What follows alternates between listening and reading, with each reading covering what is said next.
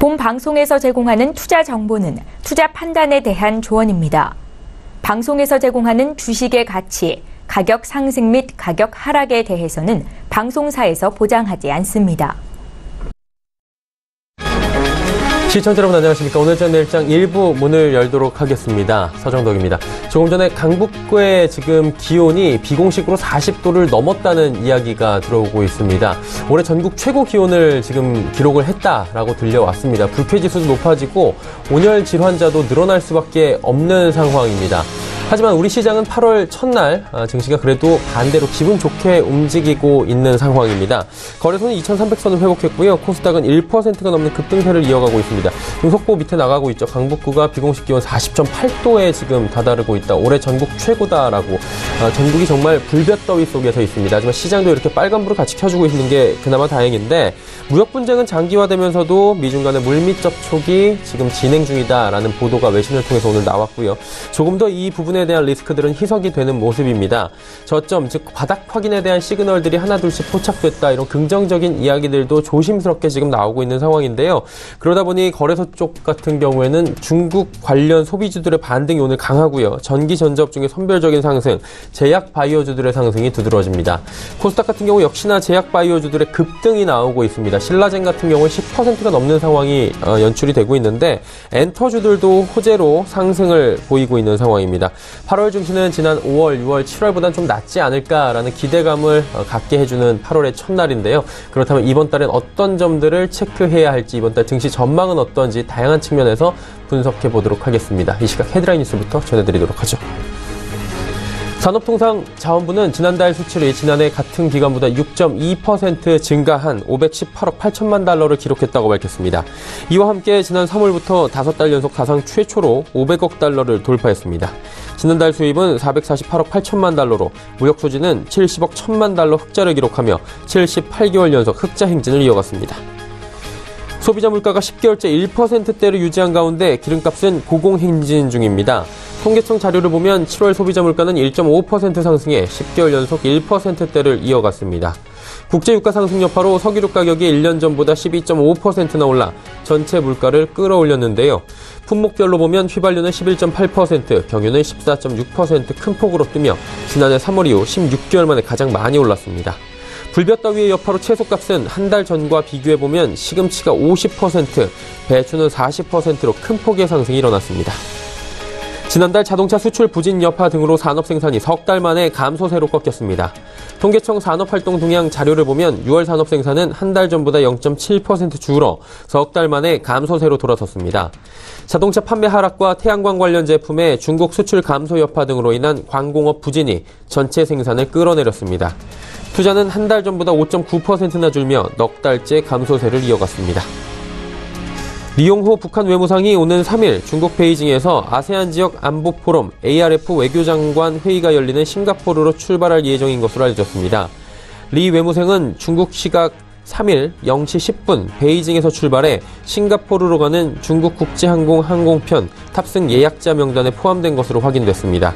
리 외무상은 이번 ARF 회의에서 북미 정상회담에서 합의한 북한 비핵화 절차에 대해 한국을 포함한 관련국들과 논의할 것으로 보입니다.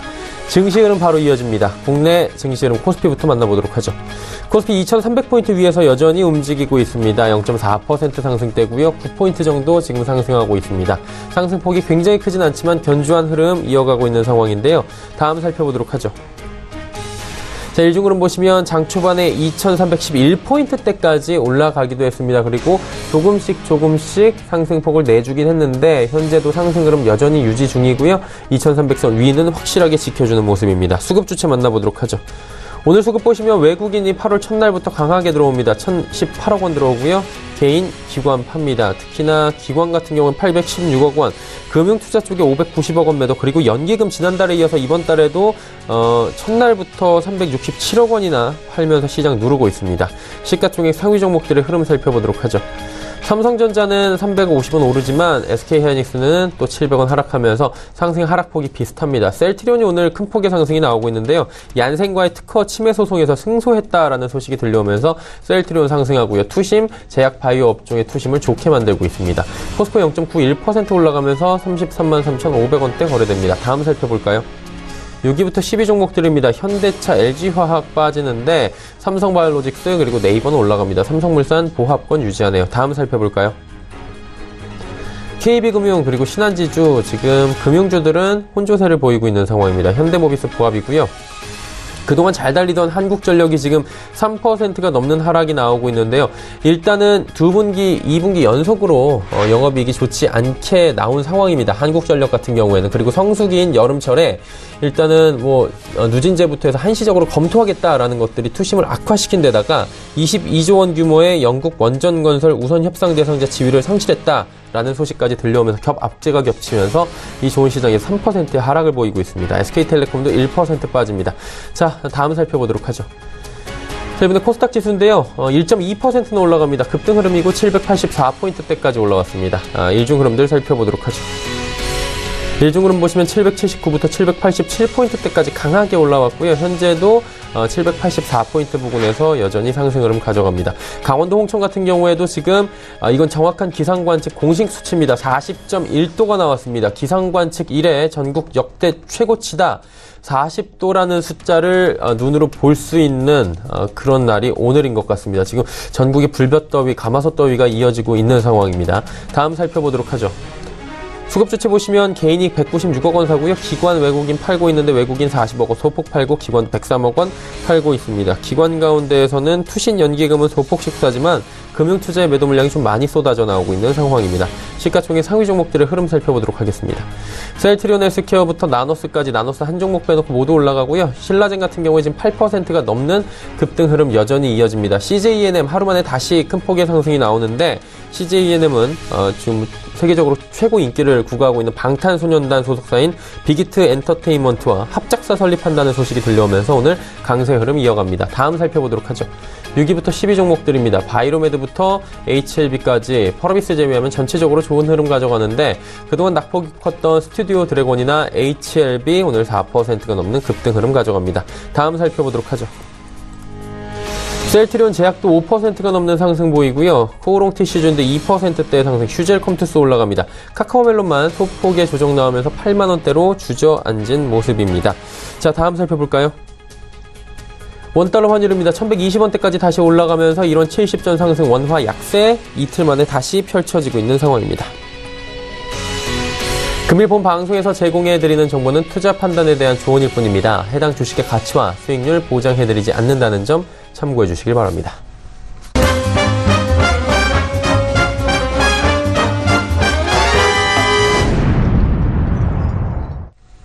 오늘장 이슈 짚어보도록 하겠습니다. 대신증권 투자전략팀의 이경민 연구원입니다. 안녕하십니까? 예, 안녕하십니까? 일단은 코스피 같은 경우 2300선을 회복을 했습니다. 애플의 실적도 미국에서 좋았던 것 같고요. 그러다 보니까 국내도 분위기가 좀 반전이 되고 있는 것 같은데 어떻게 봐야 될까요? 네, 일단 달러 강세 속도 조절에도 불구하고 코스피가 계속적으로 소외되는 현상을 야기했던 것은 IT, 거기에 대한 실적과 업황 불확실성이 컸기 때문으로 생각을 합니다. 그렇지만 지난주부터 나타났던 SK 하이닉스의 호실적, 삼성전자의 수익성 위주의 반도체 전략을 이어갈 것이라는 부분들, 그리고 오늘 아침에 발표된 애플의 실적 서프라이즈가 심리적으로 좀 안도감을 주는 모습들이 아닌가라는 생각을 합니다. 여기에 고성장, 고밸류주들로 대표되는 빵기업들이 최근 급락세를 보이면서 국내 증시에서는 제약바 업종에 좀 차익 실현 매물을 야기했는데요. 어제는 반등에 성공하며 오늘 제약바 업종도 반등 탄력을 보이면서 IT 그리고 제약바 업종이 안정을 찾아가고, 그에 따라서 코스피는 2300선 회복, 코스닥 같은 경우는 오늘은 1% 이상 급등세를 보이면서 780선을 넘어서는 모습들을 보이고 있습니다. 일단 코스피 같은 경우는 밸류에이션 매력이 높기 때문에 기업들이 급등락에 크게 연연하지 않고 좀 안정적인 모습을 보이고 있다라고 생각을 하고요. 여러 가지 악재들이 있을 수는 있겠지만 여기서 더 추가 급락하거나 그런 흐름보다는 2300선에 안착하고 그리고 다시 한번 한 걸음 더 내딛는 그런 흐름이 전개되지 않을까라는 생각을 하고 있습니다. 한편 코스닥 같은 경우는 오늘도 외국인 기관 동시 순매도를 기록 중이라서 아직까지는 코스닥 시장, 특히 밸류에이션 부담이 큰 종목들이나 시장에 대한 경계심이 남아있다라고 생각을 합니다. 자, 미중 간의 무역 분쟁 부분도 한번 여쭤봐야 될 것 같습니다. 미국이 중국에 또 공격을 가하는 것 같은데요. 2천억 원의 관세 부가세율 25%로 상향한다 이런 소식이 전해졌는데 시장은 그렇게 큰 반응을 보이지는 않는 것 같은데 영향이 어떻게 올까요? 네, 일단은 단기 심리적인 영향은 있을 수 있다라고 생각을 하고 있습니다. 그렇지만 최근 미국하고 EU 간의 무역 협상이 타결된 이후에는 8월까지는 무역 분쟁에 대한 시간적 여유가 있다라는 심리가 좀 더 크다라고 생각을 하는데요. 일단은 아마 7월 말까지 160억 달러 관세 부과에 대한 그 공청회를 거친 뒤에 8월 중에 관세 부과 시점이 결정될 것으로 보고 있는데 이는 6월 15일 날 이미 발표된 내용이기 때문에 시장의 영향력은 좀 제한적이라고 생각을 합니다. 반면 2천억 달러 관세 부과 여부는 좀 중요한 이슈라고 생각을 하거든요.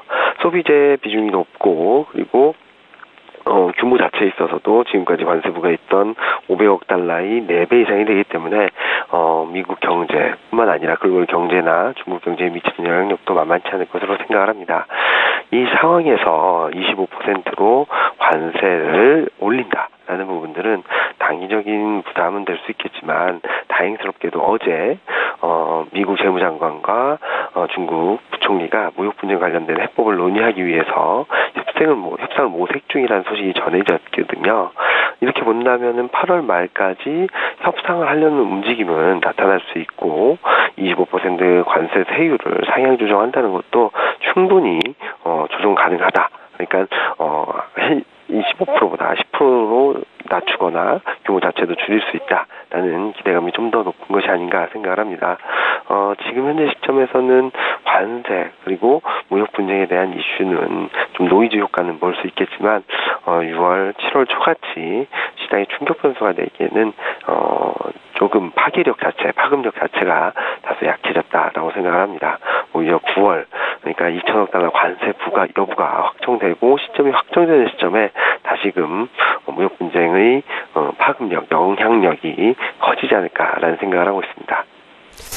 그렇다면 종합적으로 봤을 때 투자 전략 어떻게 가져가는 게 좋을까요? 네, 일단 코스피 2300선 안착 여부를 확인하는 게 중요할 것 같습니다. 가능성이 높아졌다라고 생각을 하는데요. 내일 새벽에 공개될 미국 FOMC의 결과에 따라서 2300 안착 과정이 얼만큼 빨리 전개되고 더 올라갈 수 있을지를 가늠할 수 있을 거로 생각을 합니다. 만약 2300선 안착할 경우 2400 회복 시도는 충분히 가능하다라고 생각을 하고요. 그리고 이런 과정에서 2, 4분기 실적이 양호하고 그리고 3, 4분기 실적 그리고 하반기 실적 기대가 유효한 IT 중국 소비주를 주목하시는 가운데 실적 대비 가격 메리트가 높은 업종들을 좀 관심 있게 지켜보시면 될 것 같습니다. 주된 업종으로는 기계, 건설, 비철금속, 철강인데요. 대표적인 남북 경협주와 원자재 민감주들인데 남북 경협주는 최근 남북 관계, 북미 관계에 대한 언급들이 계속적으로 나오면서 관계 개선에 기대감이 높아질 수 있고 이제 3, 4분기, 4, 4분기를 지나가면서 2차 남북 정상회담 그리고 2차 북미 정상회담 기대감이 높아질 수 있다는 점. 그리고 원자재 민감주는 달러 강세 속도가 조금 주춤해지면서 상품 가격들이 반등 시도에 나설 가능성에 대해서 조금 기대해 볼 수 있는 변수가 있다라는 부분들을 관심 있게 지켜보신다면 단기 트레이딩 관점이지만 플러스 알파 수익률을 낼 수 있는 전략적 대응이 되지 않을까라는 생각을 하고 있습니다. 네, 오늘 말씀 여기까지 듣도록 하겠습니다. 잘 들었습니다. 네, 감사합니다. 네, 대신증권 투자전략팀의 이경민 연구원이었고요. 이슈 칼럼 이어집니다.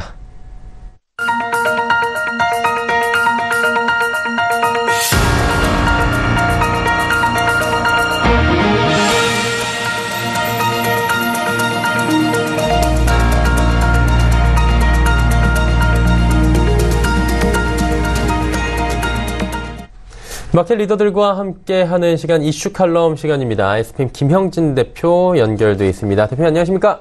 네, 안녕하십니까? 예, 8월의 첫날부터 바로 대표님께 8월의 증시를 여쭤보게 됐습니다. 일단은 첫날 시작은 나쁘진 않은 것 같아요. 특히나 코스닥 같은 경우는 반등 좀 강하게 나오고 있는 상황인데 전체적으로 8월의 증시 이 반등을 어떻게 보는 게 좋을까요? 네, 우리 시장도 그렇지만 미국 시장도 이제 좀 과열을 약간 덜었기 때문에 8월 쪽의 시장은 우리 시장도 지금 좋게 시작을 하고 있지만 미국 시장도 오늘 밤에 좀 그동안의 부진, 그러니까 단기적으로 부진했던 것을 반등하면서 좀 극복하면서 8월은 양시장 모두 다 좀 괜찮게 시작하지 않을까라는 생각이 드는데요. 그 이유는 미국 시장이 단기적으로 조정을 좀 강하게 받은 모습 근거가 통화정책 회의 이전에 항상 나타났었던 그런 경계 심리 때문이다 이렇게 생각이 들기 때문입니다. 특히나 이번에는 미국에 이어서 글로벌 전체적으로 긴축적으로 선회할 가능성이 지난주부터 거론됐었는데 어제 BOJ 지나면서 변동 별로 없었고요. 그리고 오늘 FOMC 회의 그리고 내일 BOE 쪽으로 이어지면서 통화정책 회의가 지나면은 시장이 이제 그러한 부담이 바뀌면서 안도할 가능성이 크다 이렇게 봐야 될 테고 그 근거로 10년물 미 국채 금리 보면은 어제 다시 하락으로 접어들었죠. 이틀 전에 고점 기록하고 다시 하락세에 진입하는 그런 모습입니다. 시장 자체적으로 봐도 초반에 말씀을 드렸듯이 과열시키는 모습이라 이렇게 해석을 하고 싶은데요. 이 빵 기업들 주가가 몰락하고 있다 이렇게 볼 수도 있긴 있는데 만약에 테크 ETF에서 자금 인출까지 이어지는 그런 모습이요. 그러니까 패시브 펀드에서 자금이 빠지는 그런 모습으로 이어지지 않는다라고 한다면 큰 무리가 없을 것이다 이렇게 생각이 됩니다. 7월 중순까지는 이 빵 기업들이 자금을 몰고 와서 선순환을 만들었었죠. 하지만 빵 기업이 몰락하면서 거꾸로 돈이 빠져나가고 해서 전체적으로 테크 ETF가 좀 안 좋아지고 그러면서 나스닥 자체가 또 안 좋아지는 그런 흐름이 나타날 가능성은 별로 크지 않다. 아직은 그렇다 이렇게 봐야 될 테고 해서 우리가 이걸 짐작한다기보다는 미국 시장에서 테크 ETF 상대적으로 약세가 지속되고 있는지 아니면 다시 탄력을 찾는지 이 점을 미국 시장에서 또 관심 있게 볼 필요가 있겠다 이렇게 생각이 되고요. 우리가 한국의 글로벌 연동성이 많이 약해졌기 때문에 동반 가능성이 과연 있을까 이런 것도 우리가 좀 살펴볼 필요가 있는데 지금 우리가 동반해서 반등할 가능성도 점차 커지고 있다라고 볼 수 있는 게 국내외적으로 약간 좀 우리 국내 시장을 둘러싸고 있는 국내외 요인이 좀 달라지고 있다는 점도 찾아볼 필요가 있습니다. 한마디로 우리 내부적으로는 단기 악성 매물이 좀 해소되고 있다는 것이죠. 신용 잔고 추이로 우리가 어느 정도 가늠을 할 수 있는데 5월 3일에 13조 3천억을 최고치로 기록을 한 이후에 이틀 전에 7월 30일에 집계를 보면은 10조 7천억으로 좀 많이 줄어들었죠. 그리고 추세적으로 감소가 시작됐었던 6월 12일에 12조 5천억부터 따져보면은 1조 8천억이나 줄어들었고요. 또 단기적으로 막 악성 매물 나오면서 급감했었던 7월 19일, 7월 후반부죠. 그때 11조 3천억을 기록한 이후로 따져본다면 7일 동안, 거래일수 7일 동안 무려 6천억이나 하루에 1,000억 가까이씩 줄어들었다는 점, 이런 수급상을 악화되는 상황이 해소되는 분위기로 접어들었다는 점, 이 점도 좀 살펴볼 필요가 있어 보이고 수급의 또 한 축에 섰던 외국인 선물 매수는 지난주에도 말씀을 드렸지만 이번 주에도 계속 2만 계약 이상 누적 매수 포지션이 지속이 되고 있기 때문에 긍정적인 그러니까 우리 내부적인 수급이나 해외 수급이나 긍정적으로 변화되고 있기도 하고 유지되고 있기도 하다 이렇게 봐야 될 테고 또 이러한 와중에서 하방 경직성을 계속 구축하면서 기술적으로 21이평을 딛고 올라서고 21선 자체가 상향 반전했다는 점도 긍정적으로 볼 필요가 있다 이렇게 생각이 드는데 다만 이런 차별적인 흐름이 완전히 해소됐다 이렇게 보기가 힘든 게 몇몇 업종하고 기업을 좀 우리가 살펴보면 알 수 있습니다. 예를 들어서 미국 시장 어제 반등의 주요 업종을 이렇게 따져보면은 바이오나 이 방산기계, 건설 부동산 이쪽을 포함한 이 산업재 섹터고요. 게임 업종인데 미국의 방산 위주 이 산업재 섹터가 신규 수주가 계속되고 있고 또 이 게임 업종 같은 경우도 e스포츠 중심의 성장성이 어제 부각되는 그런 모습을 보였기 때문에 한국의 이 같은 업종하고는 약간 좀 차이가 있죠. 그래서 마치 기존의 테크 업종의 차별적 요인처럼 몇몇 업종들이 좀 차별적 요인이 상존하고 있다는 점. 해서 중기 시각의 변화로 우리가 독자적으로 이렇게 좀 강세가 중기적으로 좀 변화될 가능성 이렇게 좀 시각을 급격히 바꾸기에는 아직은 좀 이르다 이렇게 생각이 된다 말씀을 드리겠습니다. 일단은 종합적으로 본다면 만약에 한국 시장의 반등이 가능하다면 여러 가지 논리가 또 적용이 될 텐데 PBR 얘기가 빠질 수가 없을 것 같아요. 저 PBR인데 지금 그렇다면 이제 그 자체가 시장 자체가 PBR이 적고 낙폭과대가 있고 저평가라면 그런 종목들을 또 발굴하는 것도 괜찮을 것 같은데 이번 달에는 적용이 될까요? 계속 실패했잖아요. 예, 맞습니다. 그래서 이 PBR 논리를 적용할 수 있는 대목과 아닌 대목을 한번 우리가 구분을 해보자. 그래서 업종별 PBR까지도 구해봤습니다. 이게 거래소에 이 데이터가 있기 때문에 투자자분들도 거래소 홈페이지에 가면은 업종별 PBR, 거래소 PBR 이렇게 다 나오거든요. 한번 그거를 살펴보면서 나름대로 한번 좀 수치를 분석할 필요가 있다. 이렇게 생각이 듭니다. 시장 전체 PBR 논리, 이거 한 배가 안 되기 때문에 저평가다.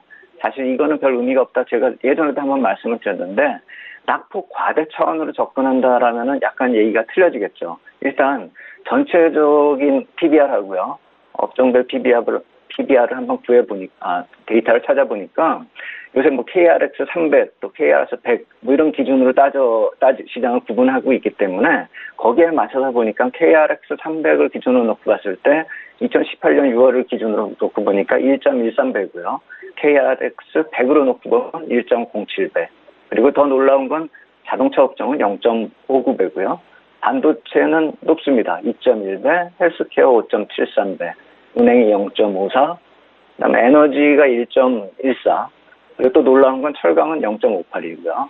건설이 1.01, 운송도 1배, 기계장비가 0.85. 그렇기 때문에 우리가 전체적으로 PBR이 낮다 이렇게 얘기들은 하고 있지만, 전체적으로 PBR을 끌어내린 경우는 자동차, 철강, 기계, 금융업종이죠. 그리고 이게 갑자기 안 좋아졌다 이렇게 볼 것이 아니라 2008년 이후 계속 지속적으로 PBR이 하락 추세에 있었던 그들 업종입니다. 반대로 반도체나 헬스케어 같은 경우는 PBR이 계속 높아졌는데 성장성 관점에서 이해를 해야 되겠죠. 만약에 그래서 PBR 논리를 싼 거를 저 PBR을 접근해야 된다 그랬다라고 본다면, 작년부터 올 상반기까지 업종이었던 반도체하고 바이오는 PBR이 높았기 때문에 고평가로 봐야 되겠죠. 그러면 주도 업종 살 수가 없겠죠.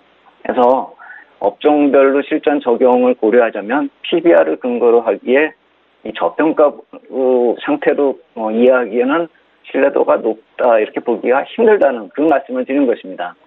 실전에서 이 수익률 흐름을 한번 살펴보려고 올해 또 수익률을 한번 구해보니까, 올해 1월 30일부터 7월 5일까지 하락 기간 동안에 놓고 봤을 때 이 PBR이 좀 높았던 그런 경우가 종이목재 같은 경우도 13.67% 좀 상위권을 기록했었고, 우리가 좀 PBR이 낮다라고 생각했었던 운수 장비는 19.7%나 내렸고, 증권, 금융 이쪽은 20%대의 하락을 보였습니다. 철강도 마찬가지로 22% 내렸고요.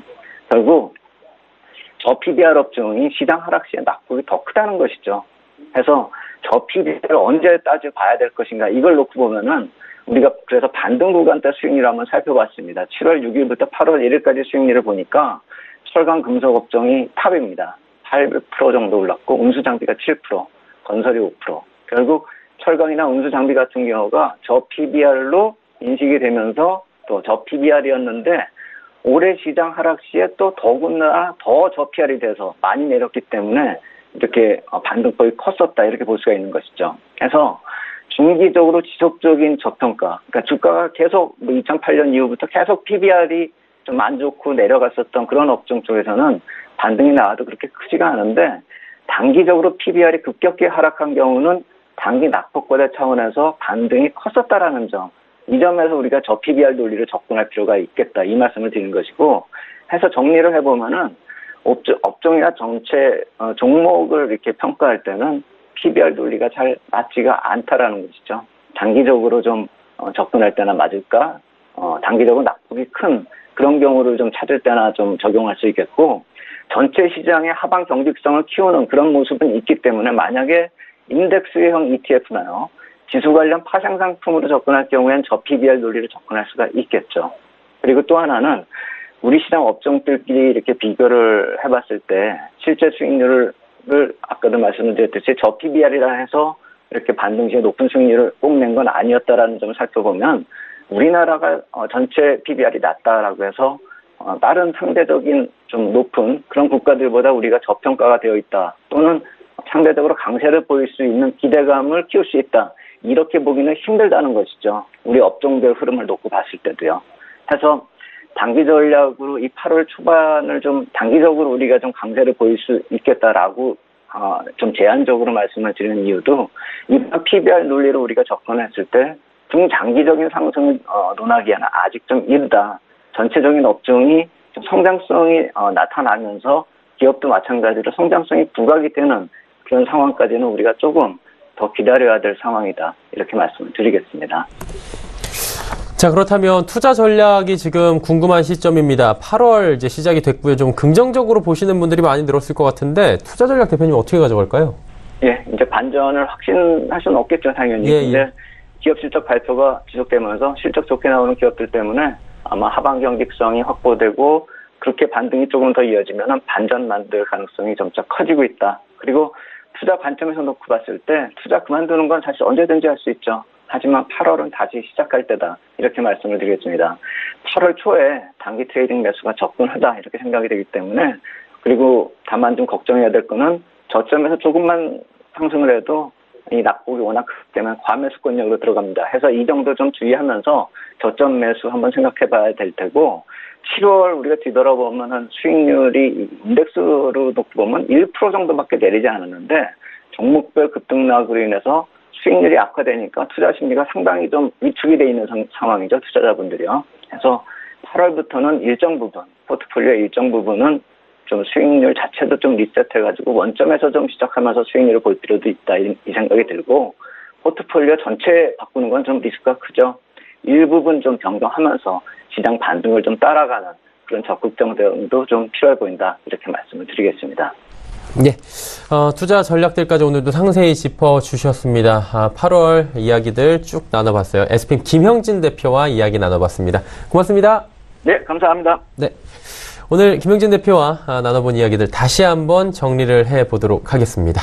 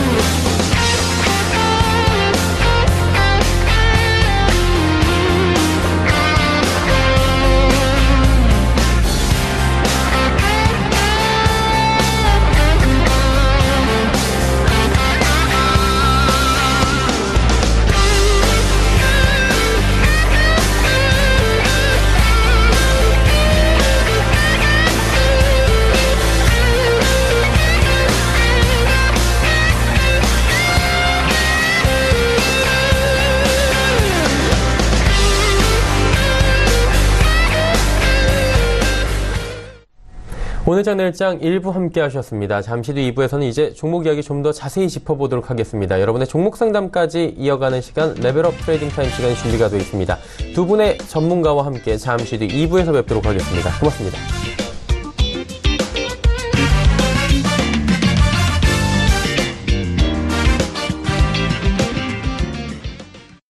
본 방송에서 제공하는 투자 정보는 투자 판단에 대한 조언입니다. 방송에서 제공하는 주식의 가치, 가격 상승 및 가격 하락에 대해서는 방송사에서 보장하지 않습니다.